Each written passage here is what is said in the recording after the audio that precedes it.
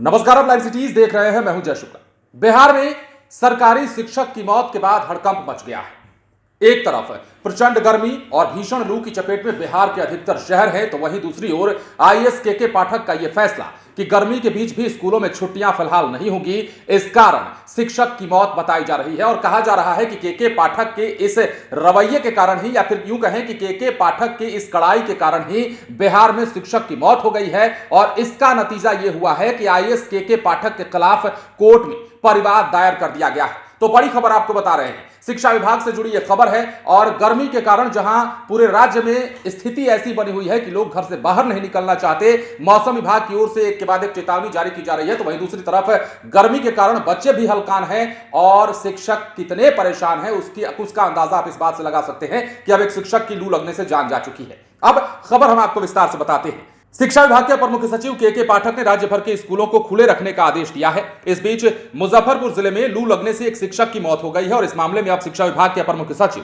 के पाठक, डीएम सहित 3 पदाधिकारियों पर मुजफ्फरपुर सीजेएम कोर्ट में परिवाद दायर किया गया है। मृत शिक्षक डॉक्टर अविनाश कुमार, जिनकी उम्र 55 साल थी, उनके रिश्तेदार पारितोष कुमार की ओर से प्रचंड गर्मी में भी राज्य के सभी स्कूल खोले जाने के आदेश को लेकर यह परिवाद दायर किया गया है। इसमें शिक्षा विभाग के अपर मुख्य सचिव के पाठक, डीएम सुब्रत कुमार सेन, जिला शिक्षा पदाधिकारी अजय कुमार सिंह को आरोपी बनाया गया है और कहा गया है कि कहीं ना कहीं यही कारण है जिनकी वजह से शिक्षक की जान गई है। अब बताया गया है परिवाद में कि उनके बड़े बहनोई डॉक्टर अविनाश कुमार औराई प्रखंड के महावीर उच्चतर माध्यमिक विद्यालय मटिहानी में 2014 से नियोजित इतिहास के शिक्षक थे।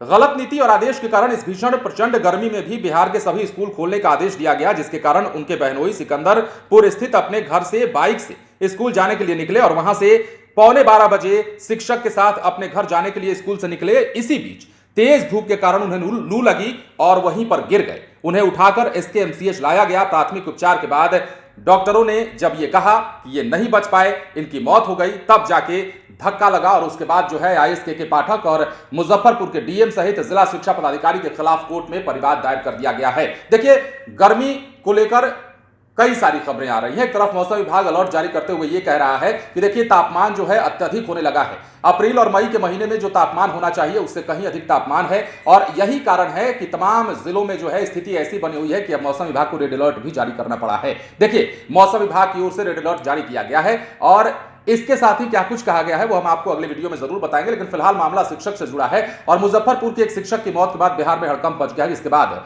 आईएएस के पाठक को निशाने पर लिया गया है, उन्हें आरोपी बनाया गया है। इसके अलावा मुजफ्फरपुर के डीएम को भी आरोपी बनाया गया है और शिक्षा पदाधिकारी, जिला शिक्षा पदाधिकारी को भी आरोपी बनाते हुए सीजेएम कोर्ट में परिवाद दायर कर दिया गया है। अब फिलहाल देखना होगा कि गर्मी की छुट्टी को लेकर क्या कुछ नया आदेश आता है या फिर नहीं आता है। जो प्रस्तावित छुट्टी है उस छुट्टी को लेकर के पाठक क्या फैसला लेते हैं। शिक्षक की मौत के बाद क्या शिक्षा विभाग की आंखें खुलती है और यह समझ में आता है कि गर्मी इतनी प्रचंड है कि लोगों को छुट्टी की जरूरत है, खासतौर पर स्कूली बच्चों को और स्कूल जाने वाले शिक्षकों को भी, क्योंकि शिक्षकों के लिए तो इतनी कड़ाई हो गई है कि अब घर बैठना इनके लिए मुनासिब नहीं है। और के पाठक को इसी मामले में आरोपी बनाया गया है एक शिक्षक के रिश्तेदार के द्वारा, जिनकी मौत हुई है उनके रिश्तेदार के द्वारा। अब देखना है कि इस मामले में आगे क्या कुछ होता है। बने रहे लाइव सिटीज के साथ। धन्यवाद।